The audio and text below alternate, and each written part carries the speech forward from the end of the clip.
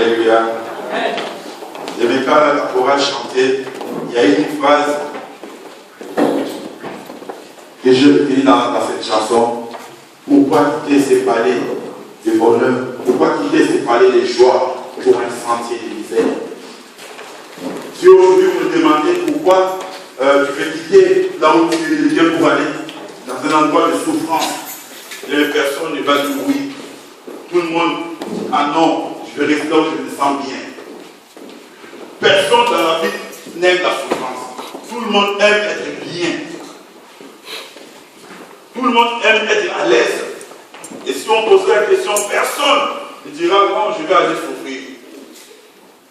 Il y a un papa qui me disait la fois passée, si on me disait que venir à Nako, je vais souffrir, peut-être j'allais rester en Afrique. Si on disait à quelqu'un, comme le pasteur dit, avec une voix, si on montrait à chaque personne le preuve de sa vie, qui vient aimer, qui va passer par ce chemin, qui va souffrir comme ça, pour arriver à tel bonheur, personne n'a cette terre.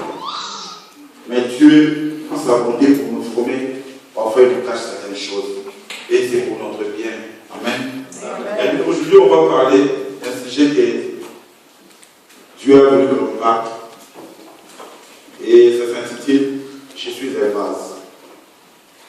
Amen. Si nous pouvons lire dans 2 Timothée chapitre 2, verset 20.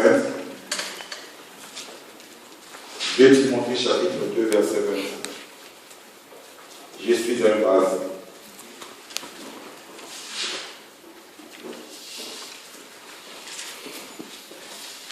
Et puis comme nous connaissons à chaque maison, quand nous regardons dans les armoires, il y a des vases, il y a des assiettes, il y a des verres, il y a beaucoup de choses que nous gardons dans nos armoires. Et tout cela, c'est pour que quand un jour nous recevons quelqu'un, nous recevons un visiteur, s'il veut boire de l'eau, il veut manger, nous puissions aller chercher ce qui est bon pour donner à nos visiteurs. Chacun sait chez lui, il a des verres, il a des choses qu'il garde. Il se dit, non, ça, quand je vais recevoir des visiteurs, il faut bien manger, il faut préparer à manger pour mes visiteurs. Je vais utiliser ce genre d'assiettes, ces verres pour mes visiteurs. Amen. Chacun a quelque chose qu'il garde dans son armoire. Et dans chaque maison, bien aimée, nous avons des vases. Nous avons des ustensiles. Amen. Et dans chaque chose que nous avons dans nos maisons, il y a toujours, je dirais pour moi, deux utilités, deux sortes d'utilisation. Il y a des choses que nous gardons. Ça, c'est pour le visiteur ordinaire. C'est pour tout le monde. Mais il y a d'autres que nous gardons. C'est quand je reçois quelque chose, quelqu'un que moi je respecte, que je lui donne la valeur. Je ne donnerai pas à boire dans un vase où tout le monde se sert. Je vais aller choisir pour moi quelque chose de meilleur pour que cette personne soit marquée. Amen. J'espère que nous le faisons tous. Tout le monde le fait. Amen. Alors, quand nous dit 2 Timothée chapitre 2, verset 20, il dit ceci, je lis notre Seigneur. Dans une grande maison, il n'y a pas seulement des vases d'or et d'argent, mais il y en a aussi des bois et des terres. Les uns sont des vases d'honneur et les autres sont des visages fils, simples, ordinaires. Amen. Donc chaque vase, quelque part, est destiné à quelque chose. Les uns, c'est pour un usage normal, simple, ordinaire, pour tout le monde. Quand tu reçois quelqu'un que tu ne connais pas, ou parfois on néglige, on se dit, lui là-bas, prends le verre à la maison, n'importe quel verre. Mais il y a des gens, quand ils sont venus pour nous voir, nous rendre visite, on dit, lui là. Et parfois on va même acheter le verre parce qu'on va recevoir quelqu'un. On va aller acheter quelque chose de bien, de précieux pour donner à la personne. Parce qu'on se dit, la valeur dont j'accorde à cette personne, je ne pourrais pas lui donner de l'eau ou bien de la boisson avec ce genre de vases. Parce que pour moi, ça n'a pas vraiment d'importance. Amen. C'est aussi l'image de l'église bien aimée. À l'église, on a deux sortes de chrétiens. Ces vases représentent les deux sortes de chrétiens à l'église. Amen. Amen. Il y a des chrétiens que la Bible qualifie aujourd'hui, appelle des vases de terre ou de bois, à usage vide. Et d'autres chrétiens sont vraiment des vases d'or ou d'argent. Là, ce sont des vases d'honneur. Ce n'est pas parce que ces gens-là sont élevés par les pasteurs.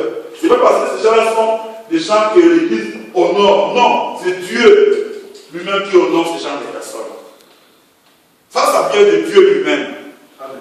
Qui divise les deux à l'Église. Amen. Amen. Et ces deux catégories ne sont pas divisées, comme je dis, par le pasteur, parce qu'elle donne beaucoup ou l'autre intervient beaucoup. Non, ça n'a rien à voir. C'est Dieu lui-même qui regarde et qui dit, non, dans mon église, il y a deux sortes de gens. La première catégorie, comme j'ai dit, des vases de terre ou de bois à usage de ville. Ce sont les gens ordinaires, comme je dis, des vases ordinaires, des vases d'argile, de terre, qu'on utilise après on jette, qu'on ne lave même pas. Très simple. À usage courant. Je dirais même populaire. Malheureusement, à l'église, il y a des gens qui ressemblent à ce genre de vases. Isaïe 45, 9 à 12. On va essayer d'aller gagner un peu de temps. Isaïe 45, 9 à 12.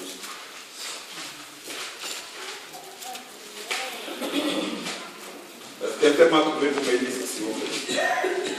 Isaïe 45, 9 à 12.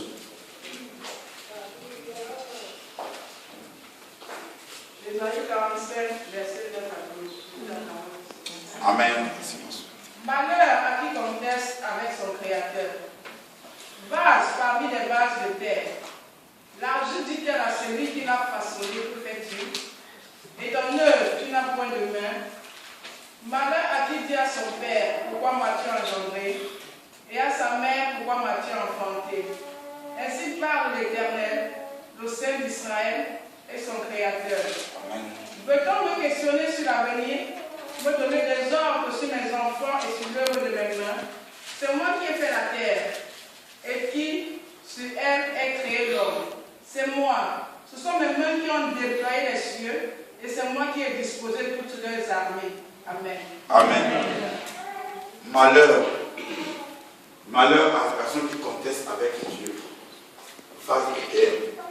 Ce sont des gens qui viennent à l'église, des chrétiens même, mais qui contestent avec Dieu, qui contestent les décisions de Dieu, qui boudent Dieu, qui font même des remarques au Seigneur. Seigneur, pourquoi tu as fait ça? Ce sont des gens qui veulent que leur volonté soit appliquée par Dieu et non la volonté de Dieu. Ce sont des gens qui cherchent à imposer Dieu leur façon de voir les choses, leur façon de vivre. Non, Dieu, je veux que ça soit comme ça. Moi, quand ce n'est pas comme ça, ça ne va pas. Je veux que ça soit comme ça. Malheur à ces gens-là.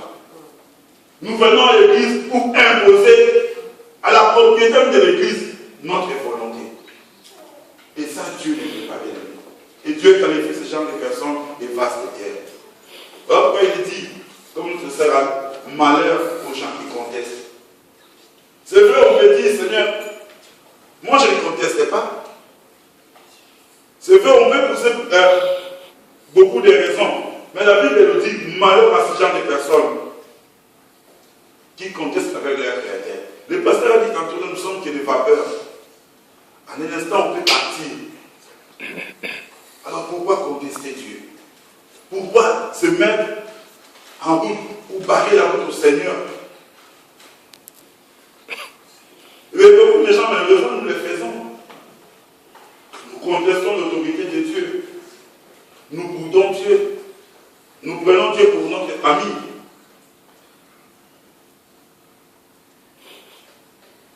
Avez-vous déjà vu la terre?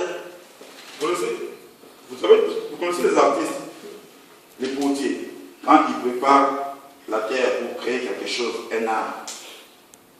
La terre ne dira jamais à l'artiste, fais fais-moi de telle manière, fais-moi de telle façon, arrange-moi comme ça. Non, la terre subit et a fait tout ce que le potier fera d'elle. Ainsi doit être les chrétiens. Nous devons toujours suivre ce que Dieu nous veut, ce que Dieu veut que nous puissions faire. Et non donner nos points de vue au Seigneur. Seigneur, moi je vais être comme ça. Moi c'est ma manière de vivre à l'église. Même si on prêche, non, moi je suis comme ça. Moi c'est comme ça chez moi. Moi c'est comme ça. Mais nos habitudes, nos façons d'être, ce n'est pas l'évangile qu'on va chercher à appliquer cela. Non, bien aimé. Dans l'église, dans la présence de Dieu, c'est la loi de Dieu qui prime. Ce n'est pas nos habitudes, ce n'est pas nos façons d'être, ce n'est pas nos comportements que nous devons appliquer devant Dieu. Non, nous ne devons pas adapter nos comportements devant Dieu, plutôt appliquer ce que Dieu veut que nous puissions être, bien aimés. Et si nous ne faisons pas ça, c'est que nous contestons l'autorité de Dieu. Bien qu'on ne le dise pas, mais notre façon de vivre nous amène à contester l'autorité de Dieu. Et Dieu nous appelle des vases de terre. Nous venons à l'église, on peut servir Dieu, mais on est encore vase de terre. Au travers de notre comportement, au travers de notre façon de vivre, nos façons de parler, nous sommes encore des vases de terre. Et nous devons changer d'élément. L'église n'est pas le monde. Le monde s'arrête à cette porte-là. Et dès qu'on franchit la porte, c'est la loi de Dieu. Même à l'extérieur, la loi de Dieu doit s'appliquer dans la vie de chaque chrétien bien-aimé. Amen. Même chez nous à la maison, nous devons appliquer la loi de Dieu. Parce que nous n'appartenons plus à ce monde. Amen. Mais malheureusement, nous continuons à porter le Seigneur. Et le fait de goûter Dieu, ça veut dire que nous manquons même la foi. Vase de terre. Malheur à qui dit à son père, pourquoi m'as-tu enchanté? Même un jour, ton enfant te dit, pourquoi m'as-tu mis au monde? Quel est le sentiment d'un parent quand son enfant lui dit, pourquoi m'as-tu enchanté? Qui dit à sa mère, pourquoi m'as-tu enfanté? En tant que parent, qu'est-ce que tu vas ressentir? Si ton enfant te dit un jour, souviens-toi des 9 mois que tu as porté ton enfant dans le ventre, et cet enfant qui sort, qui te dit, pourquoi m'as-tu enfanté? Parce que j'avais besoin de ça. C'est de la même manière que nous faisons à notre Dieu. Nous lui disons ça sans le savoir. Pourquoi m'as-tu créé? C'est comme si Dieu a fait une erreur de nous créer. C'est comme si Dieu a fait une faute de nous donner la vie et de nous protéger de nous. Vase de terre, vase d'argile. Au lieu de laisser Dieu manipuler, au lieu de laisser Dieu nous former, au lieu de laisser Dieu nous préparer, non. Nous voulons évoluer nous-mêmes. Nous voulons montrer au Seigneur que nous aussi nous sommes capables. Oh, ce n'est pas ça, bien aimé. Nous sommes des vases de terre. Tant que nous sommes dans le monde créé par Dieu, nous devons dépendre de Dieu.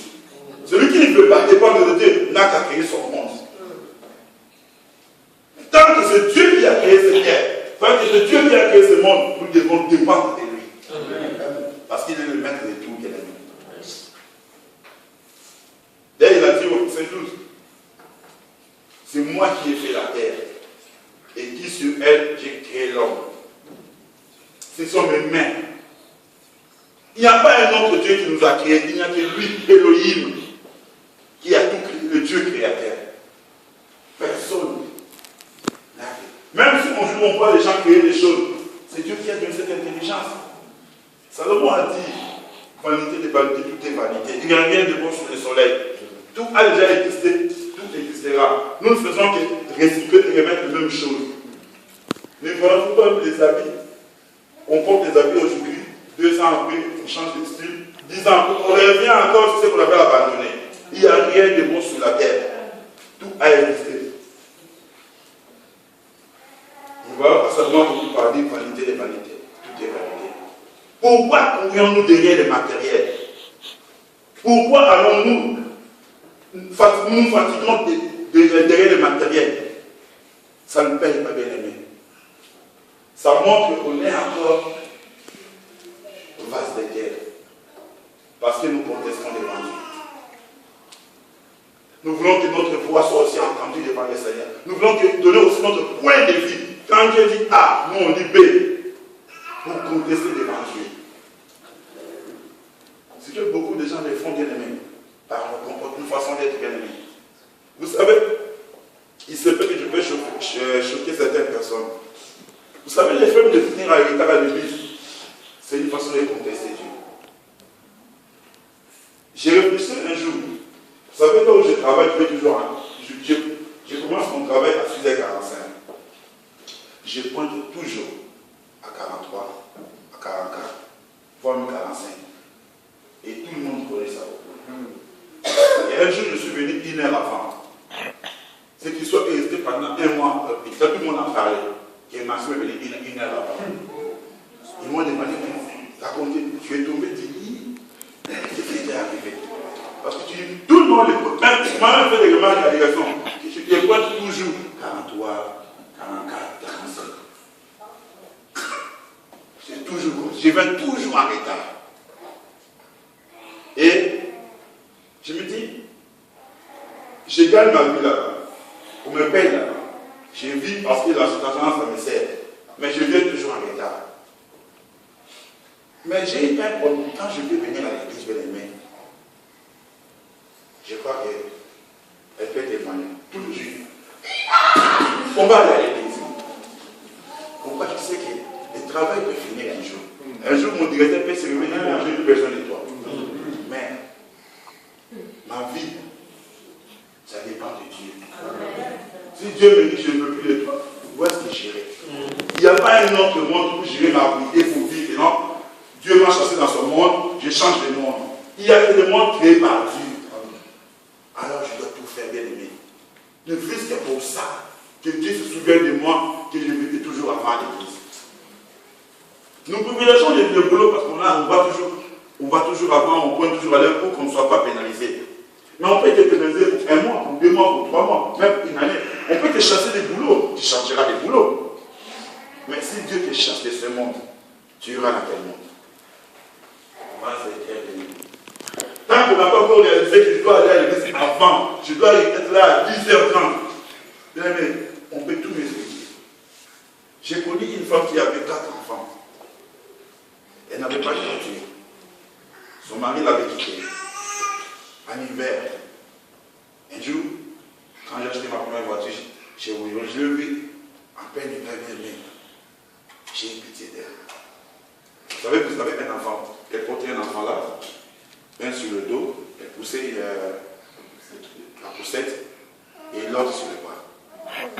4 enfants. Je lui ai dit, tu vas où là? Je vais à l'église. J'ai arrêté ma voiture, j'ai pris jusqu'à l'église. Elle courait pour arriver à l'heure à l'église. 4 enfants. Elle courait pour arriver à l'heure. On peut me dire aujourd'hui, parce qu'à cause des enfants, je dois non bien aimer. Moi, je vais affecter toi, ta raison. Je dis, ah oui, effectivement, on a 4 enfants, on a des enfants et on a une retard. Mais cette raison-là, est-ce que Dieu peut l'accepter?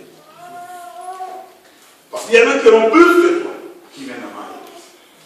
Vase de terre bénie. Romains 9, 20 à 22.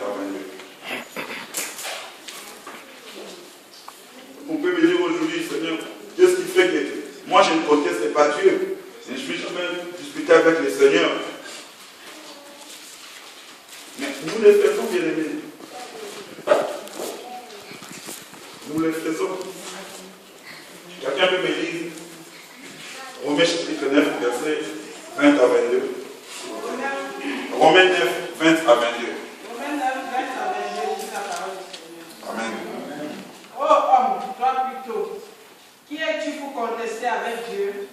Le vase d'Agir dira-t-il à celui qui l'a formé, pourquoi m'as-tu fait ainsi?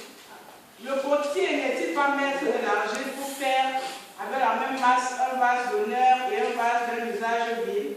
Et que dire si Dieu, voulant montrer sa colère et faire connaître sa puissance, a supporté avec une grande patience des vases de colère formés pour la perdition?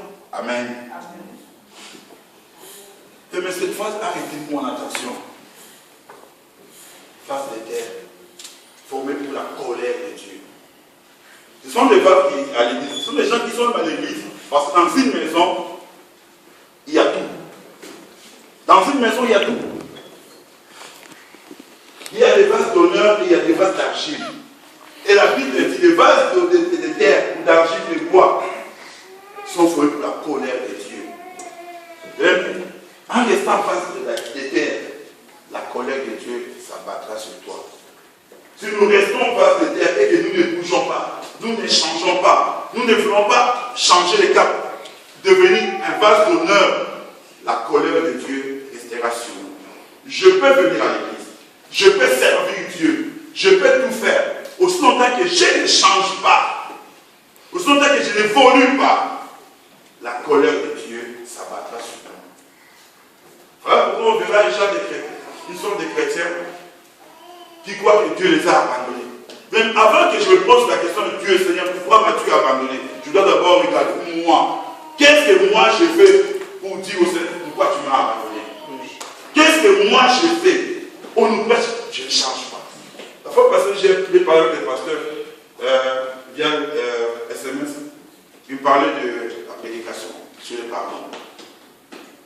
Bien aimé, on a prêché les pardons à l'église. Combien ont pardonné? Combien ont pardonné? Il y a eux qui disent qu'en pardonné, Dieu s'est même pardonné parce qu'on a prêché à l'église. Ça, c'est vous mettez en face de terre. J'ai pardonné parce qu'on a prêché à l'église. On pardonne parce que ça vient du cœur et que le message a pénétré le cœur. Et que je me suis dit, je vais changer. Ce message est pour moi. La plupart des gens, nous avons l'habitude de dire, quand on prêche, vraiment on a prêché l'autre. Ça c'est pour lui, ou pour elle. On ne dit jamais, ça c'est pour moi. Ah, ça Dieu m'a prêché pour que je change, pour que je fasse un pas, pour que j'évolue. Mais on dit ça vraiment, c'est pour l'autre. Vase de terre. Sache que la colère de Dieu est sur nous. Tant que nous resterons des vases de terre, à une populaire, à usage vil, inutile, on peut donner à tout le monde. La colère de Dieu restera sur nous. Amen. Si nous ne changeons pas, si en nous ne volions pas, nous restons dans notre position, eh bien, tôt ou tard, la colère de Dieu sera sur nous. Amen. On nous prêche la parole de Dieu pour nous amener au changement. On nous prêche la parole de Dieu pour nous faire évoluer. Pour qu'on se dise, j'étais ici. Vu que j'ai entendu cette parole, je dois avancer, changer. Je dois avancer. Mais la délivrance, c'est tous les jours. La délivrance ne vit pas un jour. C'est tous les jours. Au fur et à mesure que nous restons dans la présence de Dieu, Dieu enlève quelque chose en nous. Et nous évoluons jusqu'à atteindre la perfection. Personne sur la terre n'a atteint la perfection. Personne. Nous sommes en voie. Nous cherchons tous à atteindre la perfection. Personne n'a encore atteint ce point-là. Moi qui vous parle, je prêche encore. Mais parfois je me dis, je dois évoluer. Il faut que j'évolue. Je vais laisser ça. J'évolue. Si tu ne veux pas, si nous ne voulons pas évoluer, bien aimé, la colère de Dieu est sur nous. Et si la colère de Dieu sera sur nous, qui va nous délivrer? Qui est puissant plus que Dieu pour nous enlever, pour nous délivrer du Seigneur? Il n'y en a pas, bien aimé. Il n'y en a pas, bien aimé. Nous devons inviter beaucoup de choses dans notre vie. Nous devons inviter cela. 2 Timothée chapitre 2, on retourne sur ça, verset 11 à 19. 2 Timothée, c'est ce qu'on avait déjà lu.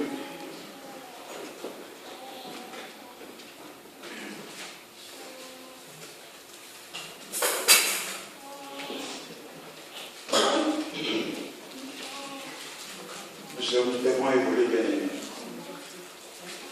Là où nous étions dans 2 Timothée chapitre 2, verset 11 maintenant. Jusqu'au verset 19.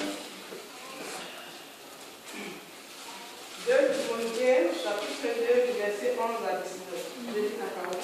Amen. Cette parole est certaine. Si nous sommes morts avec lui, nous vivrons aussi avec lui. Si nous persévérons, nous régnerons aussi avec lui. Si nous le renions, lui aussi nous réunira. Si nous sommes infidèles, il demeure fidèle, car il ne peut se renier lui-même. Rappelle ces choses, en concluant devant Dieu qu'on évite les disputes de mots qui ne servent qu'à la ruine de ceux qui écoutent. Efforce-toi de te présenter devant Dieu comme un homme éprouvé, un ouvrier qui n'a point à rougir, qui dispense droitement la parole de la vérité. Évite les discours vains et profanes, car ceux qui les tiennent avanceront toujours plus dans l'impiété, et leur parole rongera comme la gangrène. De ce nombre sont Hyménée et Philette, qui se sont détournés de la vérité, disant que la résurrection est déjà arrivée et qui renverse la foi de quelques-uns. Néanmoins, le solide fondement de Dieu reste debout, avec ses paroles qui lui servent de sceau. Le Seigneur connaît ceux qui lui appartiennent, et quiconque prononce le nom du Seigneur, qui s'éloigne de l'iniquité. Amen. Amen. Je prends la dernière fois, la partie B du verset 19. Et quiconque prononce le nom du Seigneur, qui s'éloigne de l'iniquité. Toute personne qui prononce le nom de Jésus doit obligatoirement s'éloigner du péché. Est-ce que nous sommes éloignés du péché? Nous mangeons le péché, nous baignons dans le péché, nous faisons tout dans le péché, parce que nous sommes encore des vases de terre. Le péché nous encadre. Or, en vérité, comme le dit la Bible, au verset 11, cette parole est certaine. Si nous sommes morts avec le Seigneur, nous vivrons aussi avec le Seigneur. Un chrétien digne de ce nom doit mourir par rapport au péché. Vous savez, un cadavre qui est là, par rapport au péché, même s'il y a le péché qui traîne par-ci, par-là, ça n'intéressera pas un cadavre. Parce qu'il est déjà mort par rapport au péché. Il est déjà mort. Combien de chrétiens sont morts par rapport au péché? Combien de chrétiens continuent encore à pécher? Or, Jean nous dit, un chrétien ne doit pas pécher. Nous ne pouvons pas. Nous devons éviter le péché. Afin de vivre avec le Seigneur. Vivre dans la sanctification, dans la paix, dans la joie, dans le bonheur. Mais nous n'arrivons pas à vivre cette vie-là parce que le péché est encore attaché à nous. Nous ne sommes pas encore morts par rapport au péché. Nous ne sommes pas encore morts par rapport aux querelles, par rapport aux disputes, par rapport aux raisons-dits, par rapport à il m'a regardé comme ça, il m'a fait ça, il est comme ça, par rapport au bavardage qui ronge comme la gangrène, qui infecte comme une plaie infectée, qui tue la vie des gens qui écoutent. Deux chrétiens qui se disputent. Qu'est-ce qu'il a un païen qui voit deux chrétiens qui se battent? Si deux chrétiens se battent, un païen va dire, si je vais dans cette église, comme c'est fait pour ceux qui se battent. Et le pire est que quand deux chrétiens se disputent, ils vont voir un païen pour les arbitrer. Ça, c'est le pire. Deux chrétiens qui se disputent vont voir un païen. L'exemple est beaucoup plus flagrant. Je vais donner un exemple. C'est un exemple. La sœur Mélissa se dispute avec notre frère Kéli. Ils vont voir qui?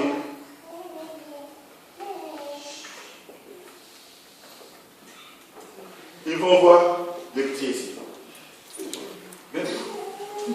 Prenons, moi, Mélissa m'a convoqué. Qu'est-ce que tu as fait? Bon, vous m'avez dit, moi.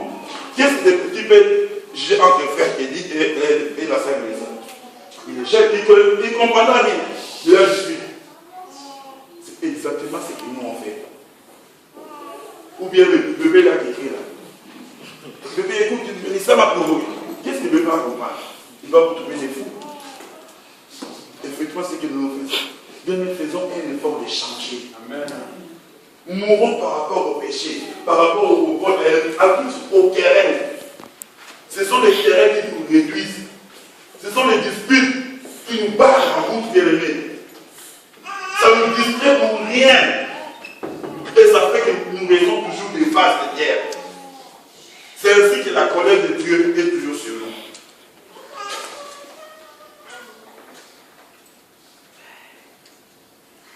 Nos comportements nous conduisent à renier Dieu. Même si on ne le dit pas, notre façon de vivre, ça montre que nous sommes en train de renier Dieu. De dire, oh non, il est discret. Il est vieux.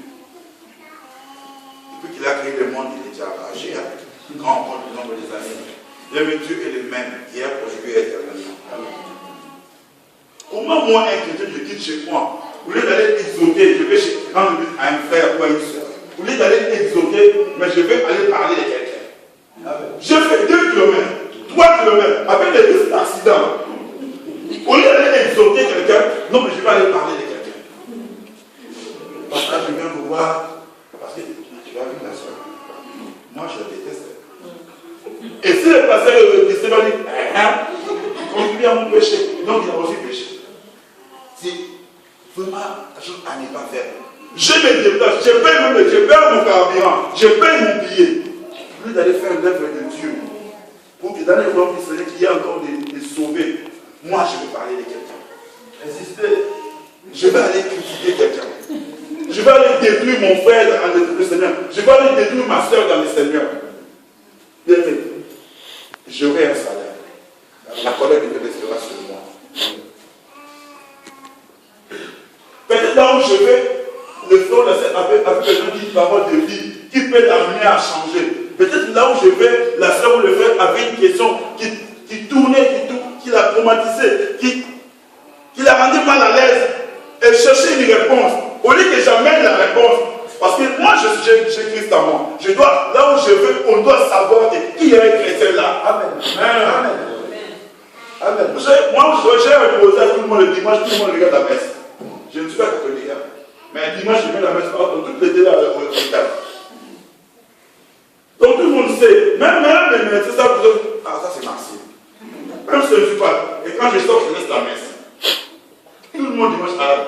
Si je ne viens pas à travail, tout le monde la messe. Je dois montrer mon identité partout où je vais. Pourquoi cacher mon identité? C'est comme si j'allumais une lumière et je la cache pour qu'on ne voit pas la lumière. Non, bien aimé. Même si je ne parle pas à ma façon d'être, les gens doivent savoir que je suis un chrétien. Amen. Amen. Je ne dois pas être à l'auteur de critiques, bien aimé, des querelles. Changeons. Changeons, bien aimé. Évoluons. J'étais enfant, je mangeais comme un enfant, je parlais comme un enfant. Maintenant, à mon âge, je ne suis plus un enfant. Je dois changer ma façon d'être. Évoluons, bien aimé. Évoluons. Ne restons plus les mêmes, bien aimés. La colonne de Dieu sera sur nous. Romain a dit, dans Romain, vous pouvez d'écouter, d'entendre, lire. Tant que je resterai un vase de terre, d'argile, la colère de Dieu restera sur moi. Je peux venir à l'église, je peux prêcher comme je fais là, je peux crier, je peux chanter, je peux tout faire. Bien-aimé, ce que je ferai sera validé. C'est comme ça que Jésus a dit aux certains, beaucoup leur diraient, et leur tellement je ne te connais pas. Alors la personne dira, Seigneur, je dis, si je veux me prophétiser, j'ai parlé pour toi. Il te dira, je ne te connais pas. Tu seras comme le fils de cette fils de Séba, qui croyait que les saints pouvaient laisser le nom de Jésus, le démon va sortir. Mais les démons les ont tabassés. Parce que les démons leur ont dit, Paul, je connais. Jésus, on connaît. Toi, on ne vous connaît pas. Allez, venez ici, frappe. Vous savez, beaucoup qu'un homme des fois qui est des démons. C'est un homme des fois qui voit d'où vient le coup. Mais les démons, je ne sais pas où vient le coup. Ça vient partout. Ils ont énormément de coups. Nous devons changer. Parce que quand on dit le nom de Jésus veut dire je suis conforme à la parole de Dieu. Parce que Jésus est la parole de Dieu.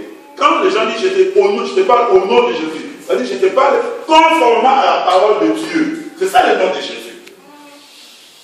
Donc, conformément à ce que moi je vis, je peux être pécheur. Et je dis au nom de ça ne fera aucun effet. Aucun effet. Parce que ma vie et le nom ne sont pas conformes. Nous devons changer. Nous devons changer. Malheureusement, on peut prêcher. Malheureusement, on peut parler. Les gens n'arrivent pas à changer. Vous savez pourquoi? Parce qu'ils sont encore voilés. 2 Corinthiens chapitre 3, verset 2 Corinthiens chapitre 4, verset 3 à 4. C'est lui qui a peut nous lire ça. 2 Corinthiens chapitre 4, verset 3 à 4.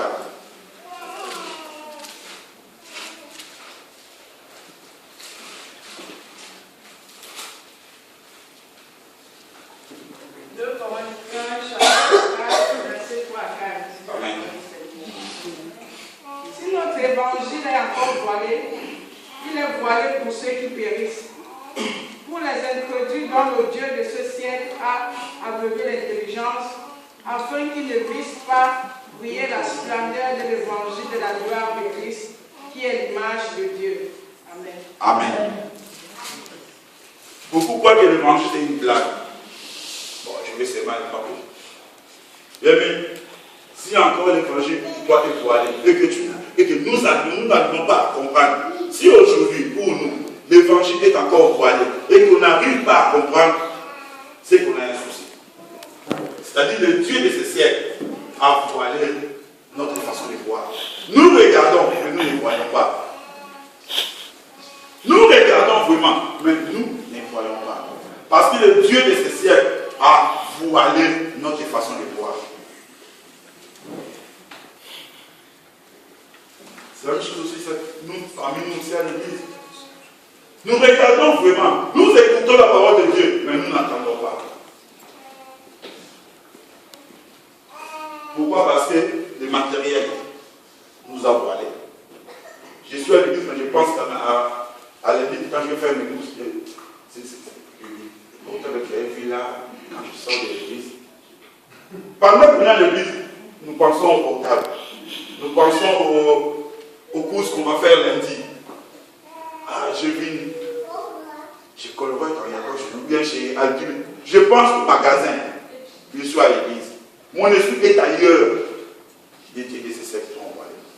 Mais si un chrétien doit se dire, c'est vrai qu'on a prêché, mais pourquoi je n'ai pas fait ça? Nous devons arriver à ce stade-là de nous poser à nous-mêmes les questions. On a prêché, mais pourquoi je ne change pas? Si quelqu'un se croit avoir raison, c'est que les dieux de ce siècle l'ont déjà voilé.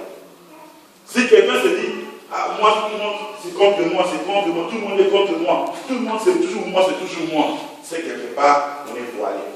Parce qu'on doit se dire, qu'est-ce que moi j'ai fait aux autres? Quel est le mal que moi j'ai fait aux autres? Tout va commencer par soi-même. Ne regarde d'abord pas les autres. Ah, ils me font ça, ils ne m'aiment pas, ils me font ça. Qu'est-ce que moi j'ai fait pour que ces gens ne m'aiment pas? C'est la première question qu'on doit se poser. Mais j'ai vu des gens à l'église qui ne se saluent même pas. Ils viennent dans une même église. Les gens, même pour dire bonjour à quelqu'un, c'est comme si notre personne est sale. Et lui, bon, je sais pas, il est bien, il est propre, ou il a l'or partout, il ne veut pas. Mais quand il est fini, en tant que chrétien, on doit se dire bonjour. Je vois mon frère bonjour, ma soeur bonjour. Mais à l'église, les gens ne se saluent pas. Parce que vous ne connaissez pas l'importance de dire bonjour à quelqu'un. J'ai toujours dit que dans la Bible, quand Marie a rencontré Élisabeth, la maman de Jean-Baptiste, Marie a simplement salué Élisabeth. Elle lui a dit bonjour. Juste salut, je te salue. Qu'est-ce qui s'est passé entre les deux femmes? Jésus qui était dans le ventre de Marie a bougé. Jean qui était dans le ventre d'Élisabeth a bougé. Les enfants sont communiqués. Il y a une communication entre eux. Amen. Mais vous ne savez pas les sanctifier pour dire bonjour à quelqu'un. Il y a des gens qui entendent que leur disent bonjour. Et on est là à l'église. Il y a des gens qui bougent. Vous voyez que la personne vient. Ah, vous me dites bonjour.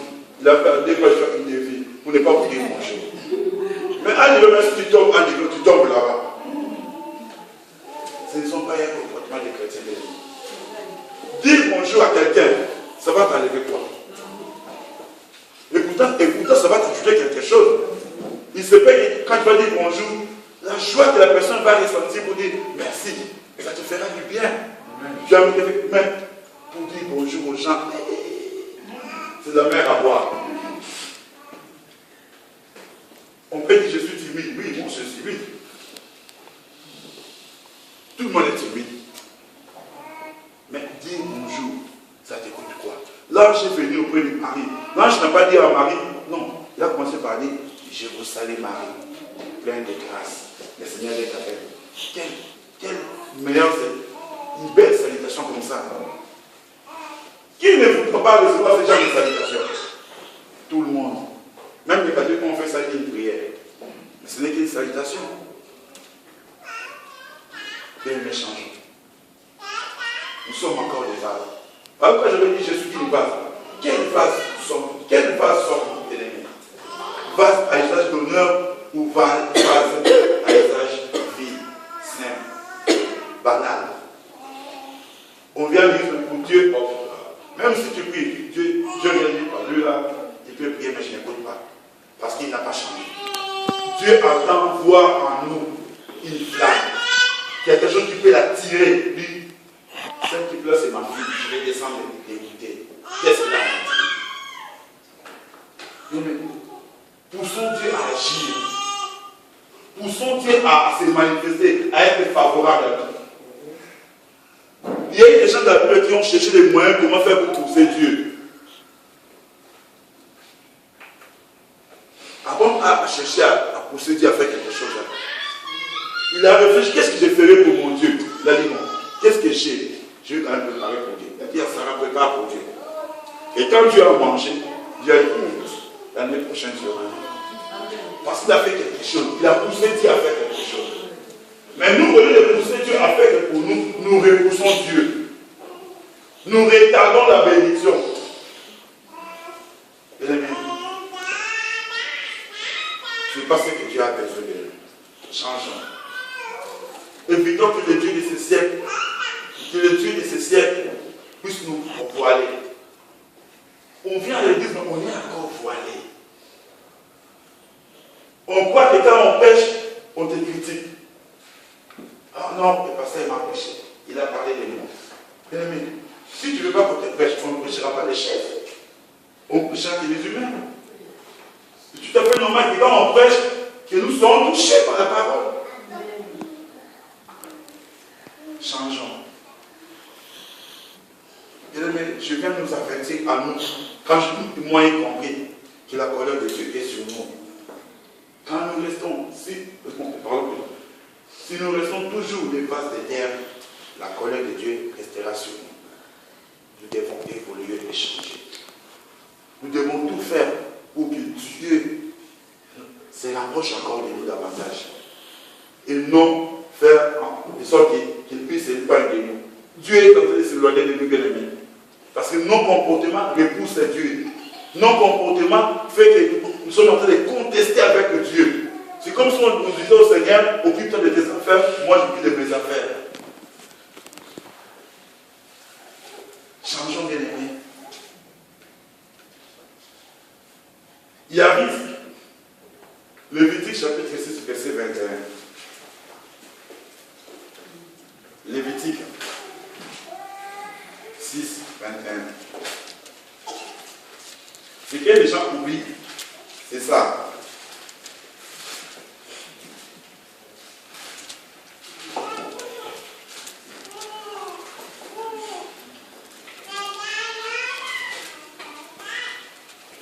J'ai lu le Seigneur. Les vases de terre dans lesquels elle aura cuit sera brisé. Si c'est dans un vase d'airain qu'elle a cuit, il sera nettoyé et lavé dans l'eau. Amen. Les vases de terre, là où on va cuire la chair, parce qu'ici il s'agissait de cuire la chair pour présenter devant les seigneurs. Les vases de terre dans lesquels on va cuire la chair, cette vase-là sera jeté. Mais par contre, l'autre vase d'airain dans lequel on va cuire sera lavé. Ça veut dire quoi, bien aimé? On est deux chrétiens à l'église. Tous les deux chrétiens sont souillés. Parfois, les gens viennent à l'église, suivent l'autre. Je viens à l'église, l'autre est en train de me distraire. Donc, au lieu de suivre la prédication, au lieu de prier, tu suis celui qui te distrait. Mais on n'a pas la même vie. Chacun a sa vie. Chacun se présentera devant le Seigneur pour ce qu'il a fait. Parmi les deux vases, il y a un qui sera détruit, l'autre sera lavé. Moi qui suis l'autre, qui veut me comporter à l'autre, au lieu de suivre l'exemple de Christ, je peux suivre l'exemple de l'autre. Parce que lui, il est décès, moi je vais être décès comme lui. Lui, il est souillé, moi je vais être souillé comme lui. Et ce que j'oublie, nous n'aurons pas les mêmes sorts. L'un de nous sera brisé et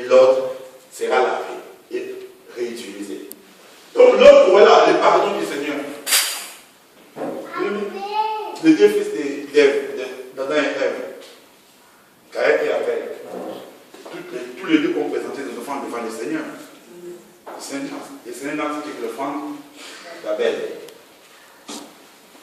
Mais tous les deux ont eu une bonne idée. Bien, mais les gens se trompent. Caïn n'avait pas présenté des fruits pourris. Non, non, non, non. Caïn n'avait pas présenté des choses inutiles. Non. Il a présenté les fruits. Et Abel a présenté les sangs. Parce que dans les sangs, il y a la vie. Amen. Et Dieu étant vie, s'est approché de la vie. C'est que les gens oublient. Tu veux qu'on nous a appris que Caïn avait présenté les fruits pour obtenir la vérité. Caïn a présenté les fruits. Mais c'est que Dieu voulait, étant vie,